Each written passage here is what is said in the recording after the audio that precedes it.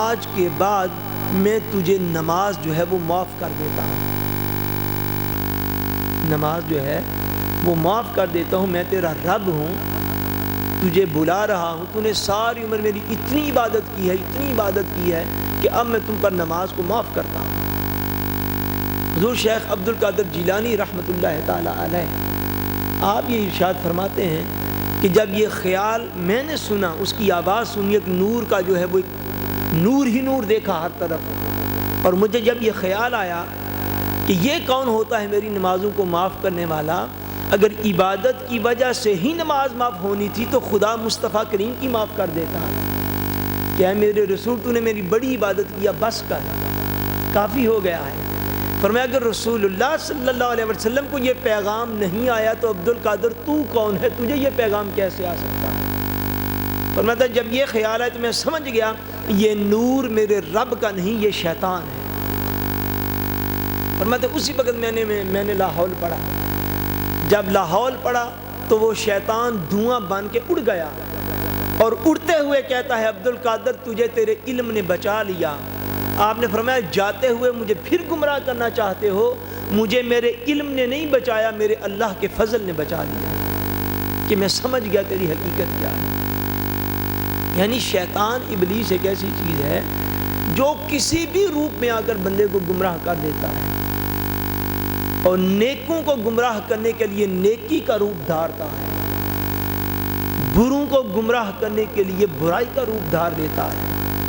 فرمایا وہ ہزار روپ دھارتا پھرے، ہزار روپ دھارتا پھرے، لیکن اللہ تبارک و تعالیٰ نے شیطان کو یہ طاقت نہیں دی کہ انہ لا ینبغی للشیطان ان یتمثل فی صورتی، کہ شیطان کبھی بھی میری صورت میں کسی کے سامنے نہیں آ سکتا۔ اس پہ فرمایا جو مجھے خواب میں دیکھ لے وہ اس بات کے اوپر یقین کر لے کہ اس نے صرف مجھے ہی دیکھا، اس نے صرف مجھے ہی دیکھا۔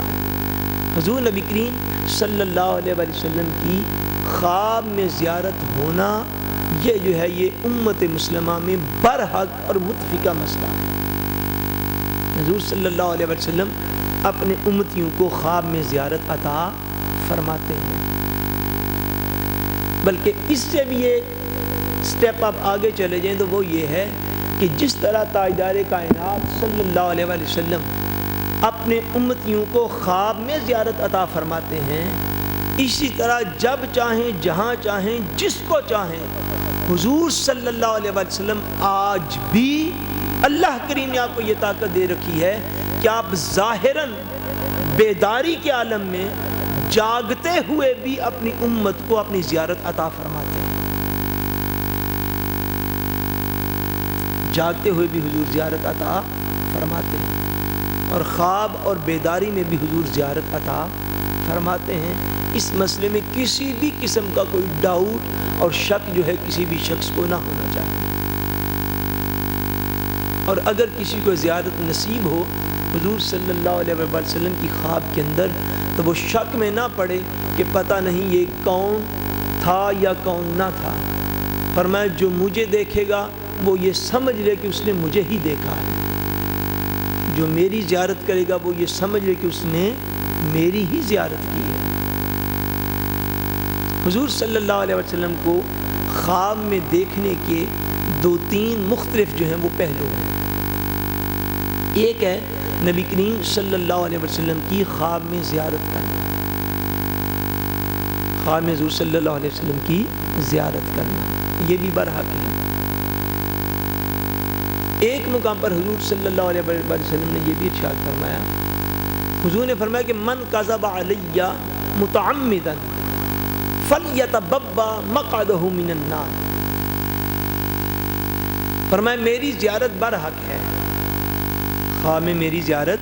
برحق ہے، لیکن اگر کوئی شخص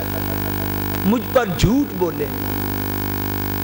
کیا کرے، مجھ پر جھوٹ بولے جان بوجھ کر، من کذب علی متعمدا، جو جان بوجھ کر مجھ پر جھوٹ بولے، فلیتبوأ مقعدہ من النار،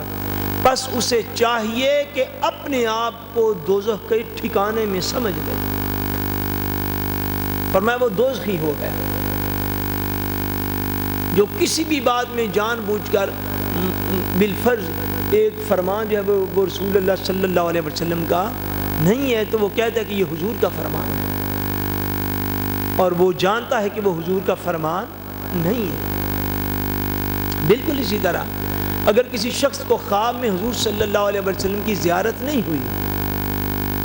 تو وہ اٹھ کے کسی اپنے بہن بھائی کو، ماں باپ کو، دوستوں کو، اپنے مقتدیوں کو، کسی کو بتاتا ہے کہ مجھے حضور کی زیارت ہوئی ہے، یعنی کسی بھی پہلو سے حضور کی ذات کی طرف جھوٹ منسوب کر دے۔ وہ معاذاللہ کسی حدیث کو گھڑ کر حضور کے ساتھ منسوب کرے یا کسی خواب کو گھڑ کر حضور کے ساتھ منسوب کرے۔ فرمایا من کذب علی متعمدا، جس نے جان بوجھ کر میری طرف جھوٹ کو منسوب کیا، فلیتبوأ مقعدہ من النار، وہ اپنے آپ کو دوزخ کے ٹھکانے میں سمجھ لے۔ فرمایا اس کا ٹھکانہ دوزخ ہو گیا، کیونکہ حضور صلی اللہ علیہ وسلم کی طرف جھوٹ کو منسوب کرنا یہ بدترین دوزخی ہونے کی علامات میں سے ہے، کہ نہ حضور کی زیارت ہوئی ہو تو ایسے کہنا مجھے حضور کی زیارت ہوئی، ایک چیز حضور کا معاذ اللہ فرمان نہ ہو تو کہنا یہ حضور کا فرمان ہو گیا۔ فرمایا جو ایسا کرنے والا ہے وہ اپنے آپ کو جہنم کی آگ کا ایندھن سمجھ لے، کیونکہ حضور کی طرف ایسی بات کا منسوب کرنا یہ بدترین گمراہی ہے، بدترین گمراہی۔ لیکن اگر ایک شخص جو ہے وہ خواب میں حضور کو دیکھتا ہے، اور یہ بات ذرا توجہ سے اور جاگتے ہوئے سنیے گا، ایک شخص خواب میں حضور کی زیارت کرتا ہے، وہ آ کے کہتا ہے کہ میں نے حضور کی زیارت کی ہے۔ اب آپ اگر کبھی ان باتوں میں کبھی پڑھے ہوں تو آپ کو پتا ہو، میں نے کئی مقامات پر ایسے جو ہیں وہ کلپس کے اوپر ٹائٹل دیکھے یوٹیوب پر۔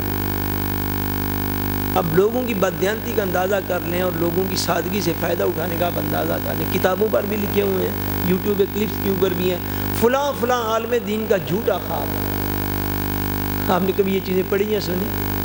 لکھا ہوتا ہے کہ فلاں فلاں عالم دین کا یا فلاں شخص کا یا فلاں شخص کا جھوٹا خواب۔ یہ بڑی سمجھنے والی بات ہے کہ کسی کا خواب جھوٹا ہے یا سچا مجھے کیسے پتا چل گیا یہ جھوٹا ہے یا سچا؟ وہ ہے سند کسی کے پاس کوئی؟ بولیے کوئی ہے سند؟ بھئی ایک شخص یہ بھائی اجازت ہے یہ صبح کے کہتے ہیں شاہ صاحب میں نے رات کو یہ خواب دیکھا، میں کہہ دوں نہیں آپ کا خواب بہت جھوٹا ہے۔ بھئی میرے پاس کیا سند ہے؟ میں نے ان کی نیند کے اندر جا کے میں نے تو نہیں دیکھا، خواب تو انہوں نے دیکھا ہے۔ جو بھی شخص کو خواب دیکھے گا سارا معاملہ اس کی اپنی عدل پر ہے، سارا معاملہ اس کی اپنی عدالت پر ہے،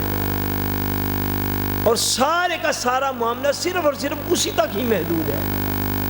کہ اگر وہ شخص سچا ہے تو خواب بھی اس کا سچا ڈکلیئر ہو جائے گا، اگر معذاللہ وہ شخص جھوٹا ہے تو خواب بھی اس کا جھوٹا جو ہے وہ ڈکلیئر کیا جا سکتا ہے۔ لیکن اس بات کو یاد رکھیے گا یہ اسلام کا مشترکہ مسئلہ ہے کہ حضور صلی اللہ علیہ وسلم کی زیارت ہونے کے لیے صرف تقویٰ ہونا یہ کوئی شرط بھی نہیں ہے، یعنی یہ لازمی نہیں ہے کہ بندہ متقی ہو، صالح ہو، پرہیزگار ہو۔ یقیناً متقین پر حضور خوش ہیں، صالحین پر حضور خوش ہیں، اولیاء کرام پر حضور خوش ہیں، اور اپنے اس درجات ولایت کے باعث،